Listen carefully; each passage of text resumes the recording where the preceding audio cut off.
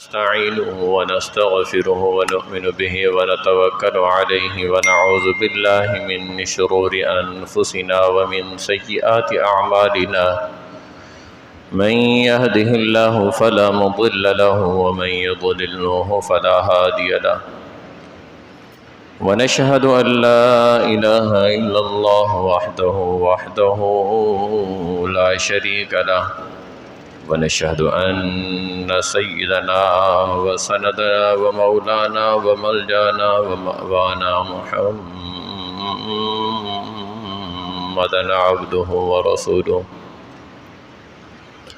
أما بعد فأعوذ بالله من الشيطان الرجيم بسم الله الرحمن الرحيم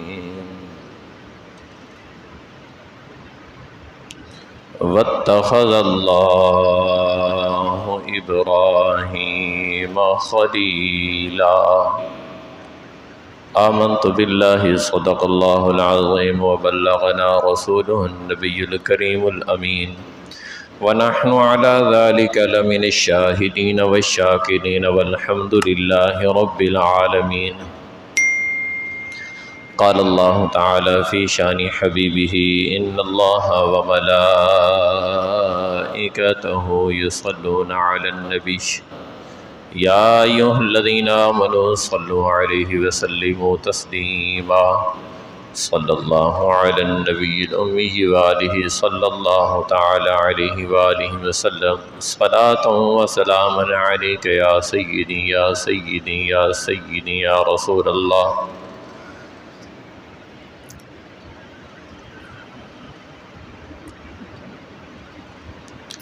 اللہ رب الجلال کی حمد و ثنا اور پیارے آقا مکی مدنی مصطفیٰ صلی اللہ علیہ وآلہ وسلم کی بارگاہ میں ہدیہ درود و سلام عرض کرنے کے بعد دعا ہے خالق کائنات جل جلالہ حق اور سچ بیان کرنے کی توفیق عطا فرمائے، ہم سب کو سمجھنے کی اور عمل کرنے کی توفیق نصیب فرمائے۔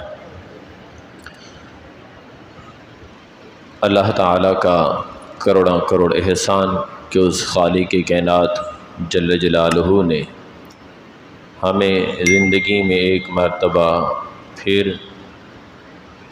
خوشی کا دن عید الاضحیٰ کا دن نصیب کیا، اور خوش نصیب لوگوں نے اللہ کی رضا کے لیے سنت ابراہیمی پیارے مصطفیٰ صلی اللہ علیہ وآلہ وسلم کی سنت کے مطابق ادا کی۔ اللہ کریم ان تمام عاشقان رسول کی قربانیاں اپنی بارگاہ میں قبول فرمائے، اور جن خوش نصیبوں نے حج بیت اللہ کا فرض ادا کیا، اللہ کریم ان کا یہ فرض ادا کرنا بھی قبول فرمائے، اور ان کے صدقے اللہ ہمیں بھی حج بیت اللہ کی سعادت نصیب فرمائے۔ آپ کے سامنے اللہ رب العالمین کی لا ریب و بے عیب کتاب قرآن مجید فرقان حمید کی جو آیت مبارکہ تلاوت کی ہے، واتخذ اللہ ابراہیم خلیلا، کہ اللہ نے ابراہیم کو اپنا دوست بنا لیا۔ حضرت سیدنا ابراہیم خلیل اللہ علی نبینا وعلیہ الصلاۃ والسلام اس دنیا میں تشریف لائے، اور آپ نے امتحان دینا شروع کیے۔ پہلا بنیادی اصول یہ ذہن میں رکھ لیں، یہ دنیا امتحان گاہ ہے۔ یہ دنیا کیا ہے؟ امتحان گاہ۔ یہاں جو بھی آتا ہے وہ امتحان دیتا ہے۔ جب اللہ کے پاک پیغمبر بھی اس دنیا میں آ کر امتحان دیتے رہے ہیں، اور ہم کہیں کہ ہمیں کچھ نہ ہو، بس عیشیں ہوں، آرائشیں ہوں، مزے کی زندگی ہو، اور ہم لطف اندوز ہوتے رہیں، تو پھر اگر ایسی زندگی چاہتے ہو تو پھر ایسی زندگی صرف کافر کی ہی ہو سکتی ہے۔ کیونکہ اللہ تعالیٰ کافر کو مہلت دیتا ہے، اسے چھوٹ دیتا ہے، اسے کسی امتحان میں مبتلا نہیں کرتا، اور جب وہ حد سے باہر ہو جاتا ہے تو پھر اللہ اسے اپنے عذاب میں مبتلا کر دیتا ہے۔ تو دنیا کے اندر امتحان سے ڈر جانا، گھبرا جانا، پھر اس امتحان میں فیل ہو جانا، یہ دنیا و آخر میں ذلت کا باعث بنتا ہے۔ جو امتحان میں فیل ہو جاتا ہے نا، وہ ہر جگہ پہ ذلیل ہوتا ہے۔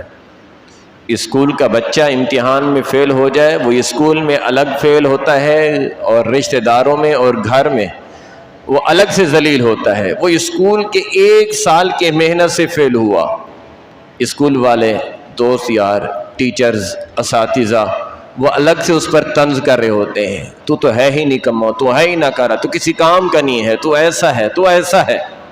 گھر پہ آتا ہے، ماں باپ کہتے ہیں کہ ہماری ساری محنت پر تو نے پانی پھیر دیا، ہم نے تیری ہر خواہش پوری کی، تو امتحان میں بھی کامیاب نہیں ہو سکا۔ رشتہ داروں کو پتہ چلتا ہے، وہاں سے بھی ذلت، ہر جگہ پہ ذلت۔ تو پتہ چلا کہ امتحان میں جو کامیاب ہو جاتا ہے وہ ہر جگہ پہ معزز ہو جاتا ہے۔ اسکول میں بھی عزت، ماشاءاللہ اچھے نمبر لیے ہیں، یہ 1st پوزیشن پر آیا ہے، یہ 2nd پوزیشن پر آیا ہے، 3rd پوزیشن پر آیا ہے، اس نے محنت کی ہے۔ جو اس کو ٹارگٹ دیا گیا تھا، یہ اس ٹارگٹ پر پورا اترا ہے، بلکہ اس سے اچھی کارکردگی کر کے دکھائی ہے۔ اسکول میں بھی عزت ہو رہی ہے، گھر میں بھی آیا، ماں باپ بھی ماتھا چوم کر پیار دے رہے ہیں، رشتہ داروں کو پتہ چل رہا ہے، وہ مبارک دینے کے لیے گھر آ رہے ہیں، بچہ امتحان میں کامیاب ہوا ہے، اچھی پوزیشن لے کے آیا ہے۔ تو یہیں آخرت کے حوالے سے اللہ تبارک و تعالیٰ کا بندہ جب اس دنیا میں آتا ہے تو اللہ امتحان میں مبتلا کرتا ہے۔ جب بندہ امتحان میں کامیاب ہوتا ہے، پھر اس امتحان گاہ سے رخصت ہوتا ہے، فرشتے استقبال کرتے ہیں، قبر کے اندر پیارے مصطفیٰ علیہ الصلوۃ والسلام کی معرفت نصیب ہوتی ہے، پیارے مصطفیٰ کے جلوے نصیب ہوتے ہیں، اور فرشتے قبر کے اندر جو حساب لینے آتے ہیں وہ ماں باپ کی شفقت سے بھی زیادہ شفقت کے ساتھ پیش آتے ہیں، اور پھر اللہ کی طرف سے حکم ہوتا ہے کہ اس کی قبر کے اندر جنت کی کھڑکی کھول دو۔ یہ امتحان میں کامیاب ہو کے آیا ہے، یہ اچھی پوزیشن لے کے آیا ہے، اس کو جو زندگی کا ٹارگٹ دیا گیا تھا یہ اس ٹارگٹ پہ پورا اتر کے آیا ہے، یہ اللہ کی فرما برداری کر کے آیا ہے، یہ رب کو راضی کر کے آیا ہے۔ اس کے اوپر جو بھی کڑا وقت آیا ہے، اس نے صبر اور شکر کا دامن نہیں چھوڑا۔ مصیبت آئی، اس نے صبر کیا، اللہ کی نعمتیں میسر آئیں، اس نے شکر ادا کیا، اس نے اللہ اور اس کے رسول کو راضی کیا ہے۔ اس کی قبر کو جنت کا باغ بنا دیا جائے، جنت کا بچھونا بچھا دیا جائے، اس کے کفن کو جنتی لباس میں تبدیل کر دیا جائے، اس کو جنت کی اعلیٰ نعمتیں دے دی جائیں۔ لیکن جو اس دنیا کے اندر امتحان میں فیل ہو جاتا ہے، نفس امارہ کے ہاتھوں یا شیطان کے ہاتھوں، شیطان اس کو بہکا دیتا ہے، نفس امارہ بہکا دیتا ہے، امتحان میں فیل ہو جاتا ہے، اللہ رسول کی نافرمانی کرتا ہے، اور پھر وہ دلیر ہو جاتا ہے، ڈھیٹ ہو جاتا ہے۔ جیسے بچہ اسکول میں ڈھیٹ ہو جاتا ہے، فیل ہوا تو کیا ہوا، نہیں پڑھتا میں، کیا کر لو گے؟ جب کہا نہیں پڑھتا کیا کر لو گے، تو پھر اس کو مشکل کام پر ڈال دیا جاتا ہے، مشقت والے کام پر ڈال دیا جاتا ہے۔ پھر وہ کہتا ہے کاش میں پڑھ لیتا تو اچھا ہوتا، مگر اس کی پڑھائی کی عمر اب نکل چکی ہے، اب اسے وہ مشکل کام کرنا ہے، مشقت والا کام کرنا ہے، اذیت والا کام کرنا ہے، تکلیف والا کام کرنا ہے۔ وہ ساری مشقتیں، تکلیفیں، اذیتیں اسے اب برداشت کرنی ہے، اس سے اب اس کا چھٹکارا نہیں ہو سکتا۔ جب بندہ قبر میں پہنچتا ہے، اس نے جو نافرمانی کر کے امتحان کے اندر فیل ہوا تھا، اب وہ مشقت کے اندر، مصیبت کے اندر، عذاب کے اندر مبتلا کر دیا جاتا ہے۔ پھر وہ کہتا ہے کاش میں نے یہ کام نہ کیا ہوتا، کاش میں نے تھوڑی اس کام کی طرف توجہ دی ہوتی، کاش میں نے رب کو راضی کر لیا ہوتا۔ پھر وہ چاہتا ہے ایک موقع مجھے دیا جائے، ایک موقع مجھے دیا جائے۔ اللہ کی طرف سے حکم ہوتا ہے اب کوئی موقع ملنے والا نہیں ہے۔ جب قبر میں پہنچ گئے تو اب کوئی موقع میسر آنا نہیں ہے۔ اس کے بعد جو بھی عذاب دیا جائے گا، جس مشقت میں مبتلا کیا جائے گا، جس عذاب کے اندر گرفتار کیا جائے گا، پھر اسے ہی برداشت کرنا پڑے گا، اب اس سے چھٹکارا حاصل ہو سکتا نہیں۔ اسی چیز کو آپ نے سامنے رکھنا ہے کہ اللہ نے حضرت ابراہیم علیہ السلام کی پیدائش سے ابراہیم کو امتحان میں مبتلا کیا۔ حضرت ابراہیم علیہ السلام پہلے امتحان میں بھی کامیاب، دوسرے امتحان میں بھی کامیاب، تیسرے امتحان میں بھی کامیاب۔ حضرت ابراہیم وہ عظیم پیغمبر ہیں کہ جن کی پیدائش ہوتے ہی امتحان، بچپن میں امتحان، لڑکپن میں امتحان، جوانی میں امتحان، بڑھاپے میں امتحان، ہر جگہ پر امتحان امتحان امتحان۔ جب سارے امتحانوں سے کامیاب ہوئے نا تو اللہ نے فرمایا واتخذ اللہ ابراہیم خلیلا، ابراہیم ہم نے تمہیں اپنا دوست بنا لیا ہے، ہم نے آپ کو اپنا دوست بنا لیا۔ تو فرشتوں نے اعتراض کر دیا، فرشتوں نے اعتراض کر دیا، ابراہیم اللہ تیرا خلیل بن گیا، تیرا دوست بن گیا، ابراہیم نے ایسا کیا کام کیا تو نے اپنا دوست بنا لیا؟ تو اللہ فرماتا ہے ابراہیم سے جا کر پوچھ لو، میں نے امتحان جو بھی لیا ہے ابراہیم امتحان میں کامیاب ہوا ہے، ابراہیم امتحان میں کامیاب ہوا ہے۔ تھوڑا سا آپ بولیں گے آپ، ابراہیم امتحان میں کامیاب ہوا ہے۔ تو فرشتوں نے کہا میرے مالک امتحان لینے والا بھی تو اور ابراہیم کو اس امتحان میں پاس ہونے کی طاقت دینے والا بھی تو، ذرا ہم امتحان لے لیں، ہم امتحان لے لیں۔ تو نے وہ امتحان ابراہیم سے لیے نا کہ جن کے اندر ابراہیم کامیاب ہو سکتے تھے، ہم امتحان لے لیں مالک، اجازت ہو؟ تو رب نے فرمایا جاؤ میرے ابراہیم کا تم بھی امتحان لے لو۔ فرشتہ انسانی شکل کے اندر حضرت ابراہیم علیہ السلام کے قریب آتا ہے۔ حضرت ابراہیم علیہ السلام جنگل کے اندر اپنے جانور چرا رہے ہیں، اپنے جانور چرا رہے ہیں۔ جانور چرانا یہ انبیاء کی سنت ہے، جانور چرانا انبیاء کی۔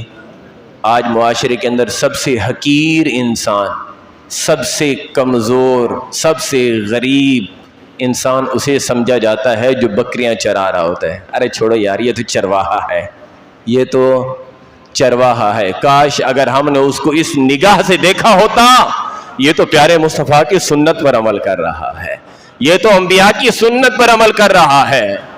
جبہ ہے، کبہ ہے، دستار ہے، سفید سوٹ ہے، خوشبو لگی ہوئی ہے، اکڑ ہے، دھکڑ ہے، سب کچھ ہے، گارڈ ہے، آگے پیچھے ہر کوئی ہے، بڑی بڑی گاڑیوں پہ گھوم رہا ہے، مگر وہ جو پیارے مصطفیٰ کی سنت ہے نا بکریاں چرانا، اس ثواب سے آج بھی وہ محروم ہے، آج بھی بکریاں چرانے والی سنت سے محروم ہے۔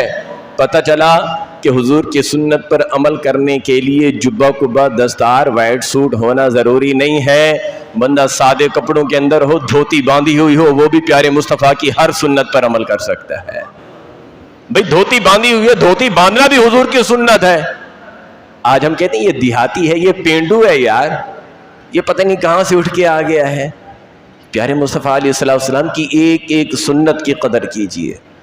آپ عمل نہیں کر رہے تو اس کا مطلب یہ نہیں ہے کہ جو سنت پر عمل کر رہا ہے اس کا مذاق اڑایا جائے۔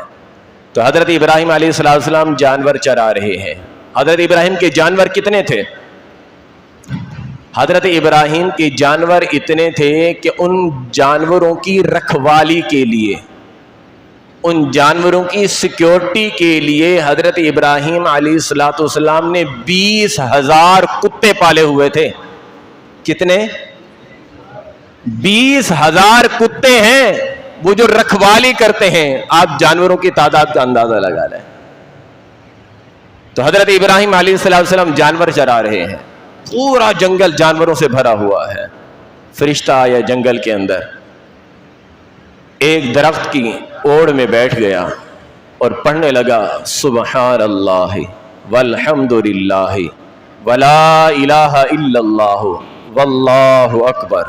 آپ بھی پڑھ لیجئے سبحان اللہ والحمدللہ ولا الہ الا اللہ واللہ اکبر. سبحان اللہ والحمدللہ ولا الہ الا اللہ واللہ اکبر. حضرت ابراہیم علیہ السلام نے سنا میرے رب کا نام لیا جا رہا ہے، میرے رب کی تسبیح بیان کی جا رہی ہے، میرے رب کا ذکر ہو رہا ہے. اور پھر وہ آواز بھی فرشتے کی آواز تھی. حضرت ابراہیم علیہ السلام اس سمت چل پڑے جہاں سے یہ آواز آ رہی تھی. چلتے چلتے اس جگہ پر پہنچے. ایک سفید لباس پہنے ہوئے انسانی شکل کے اندر بیٹھا ہوا ہے اور وہ اللہ کی تسبیح بیان کر رہا ہے.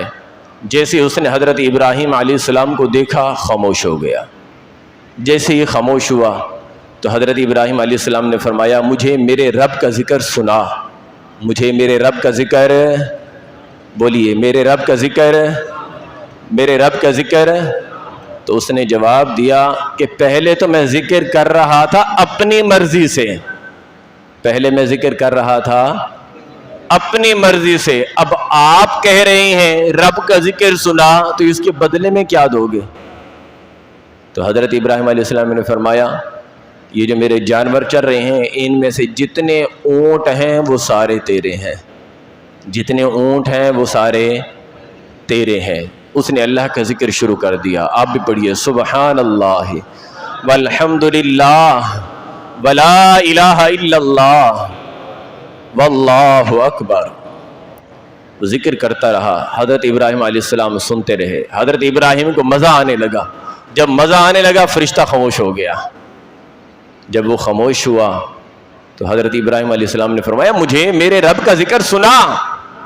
تو کہنے لگا حضرت جتنے اونٹ ہیں اتنا ذکر ہو چکا ہے، جتنا اونٹ ہیں اتنا ذکر ہو چکا ہے، اور کیا دو گے؟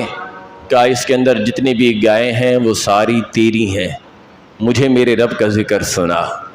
فرشتے نے پھر پڑھا سبحان اللہ. کیا پڑھا؟ سبحان اللہ. کیا پڑھا؟ سبحان اللہ والحمدللہ ولا الہ الا اللہ واللہ اکبر.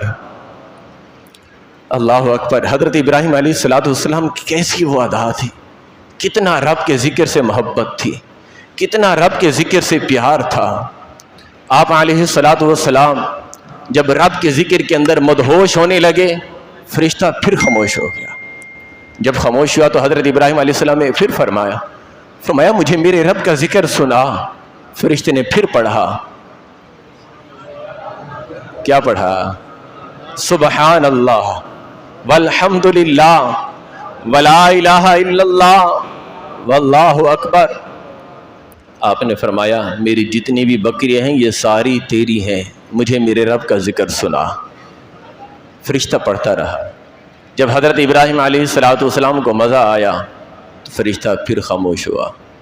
تو حضرت ابراہیم علیہ السلام نے فرمایا مجھے میرے رب کا ذکر سنا، مجھے میرے رب کا ذکر، مجھے میرے رب کا ذکر، مجھے میرے رب کا ذکر سنا. تو فرشتے نے کہا حضرت اونٹ بھی میرے ہو گئے، گائے بھی میری ہو گئیں، بکریاں بھی میری ہو گئیں، یہ سارے جانور تو میرے ہو گئے، اب آپ کے پاس بچہ کیا ہے جو مجھے دیں گے؟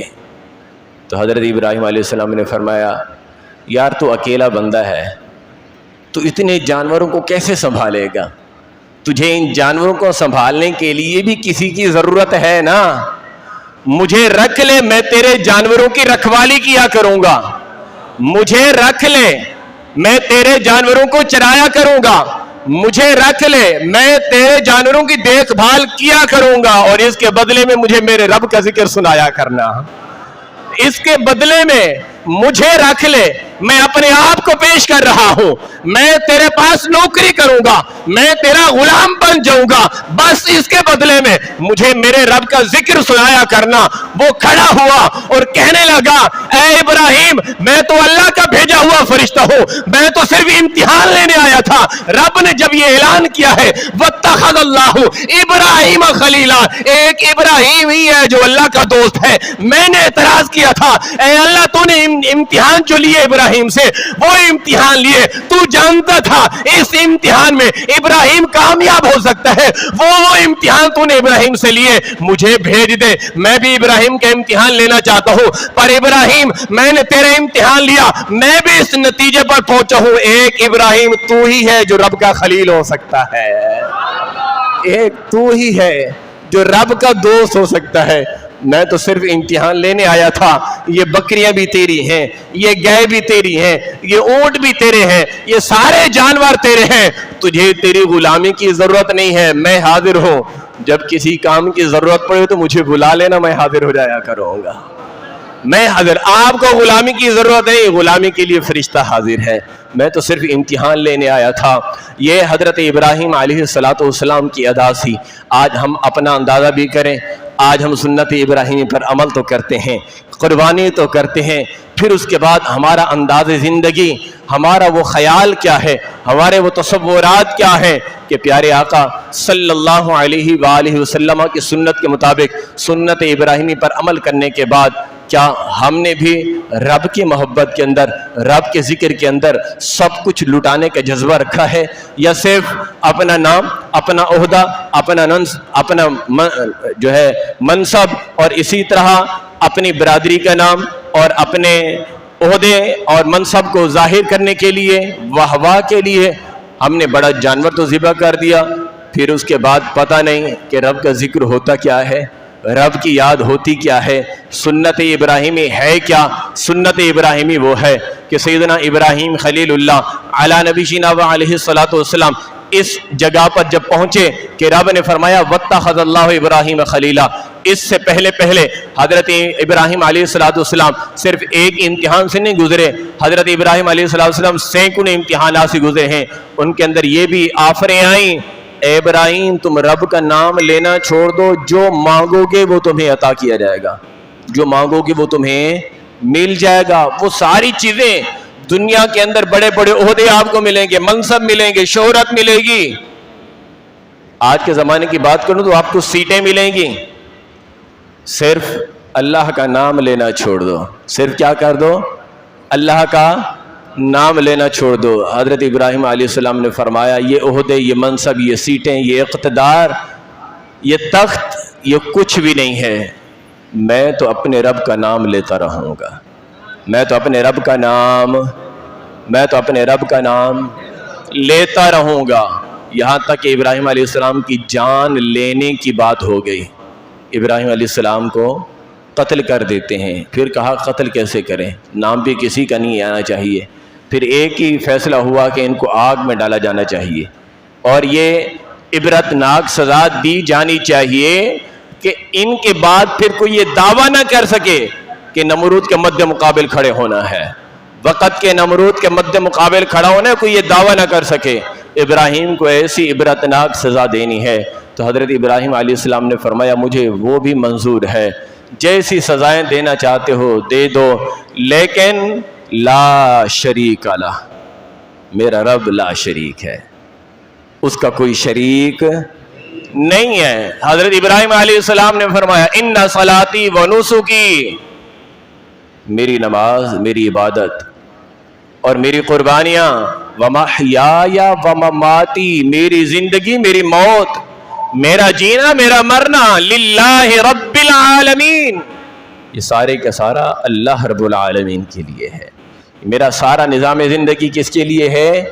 اللہ رب العالمین کے لیے ہے. لا شریک لہ, اس کا کوئی شریک نہیں ہے, اس کا کوئی شریک نہیں ہے. تو رب تعالیٰ نے یہی چیز آپ نے پیارے حبیب ہمارے آقا مولا سیدنا محمد رسول اللہ صلی اللہ علیہ وسلم سے ارشاد فرمایا محبوب آپ ارشاد فرما دیجئے، قل آپ کہہ دیجئے، ان صلاتی و نسکی و محیای و مماتی للہ رب العالمین، اے محبوب آپ فرما دیجئے کہ میری نماز، میری قربانیاں، میرا جینا، میرا مرنا، میری زندگی، میری موت میرے رب کے لیے ہے، لا شریک لہ، اس کا کوئی شریک نہیں ہے، وَبِذَالِكَ أُمِرْتُ وَأَنَا أَوَّلُ الْمُسْلِمِينَ، اور فرمایا سب سے پہلا مسلمان میں ہوں اور مجھے اس چیز کا حکم دیا گیا ہے اور سب سے پہلا مسلمان میں ہوں۔ آج ہم غور کریں ہمارا انداز زندگی کیا ہے کہ سیدنا ابراہیم خلیل اللہ علیہ السلام کی سنت کے مطابق قربانی کرنے کے بعد صرف جانور تک ہمیں سنت ابراہیمی یاد تھی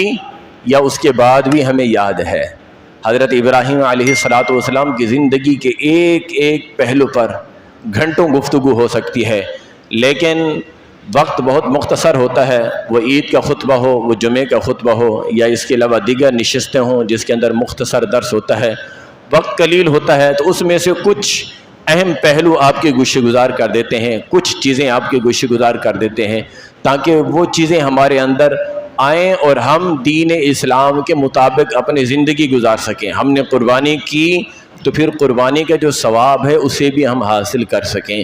جانور ذبح کر لینا، جانور کاٹ لینا، یہ کوئی بڑی جو ہے بات نہیں ہے۔ یہ جانور تو کوئی بھی لٹا کر 12 مہینے جانور کٹتے ہیں۔ کئی لوگ ہیں جو قربانی کے دن کے علاوہ بھی جانور کاٹ کر ذبح کر کے راہ خدا میں صدقہ کر دیتے ہیں۔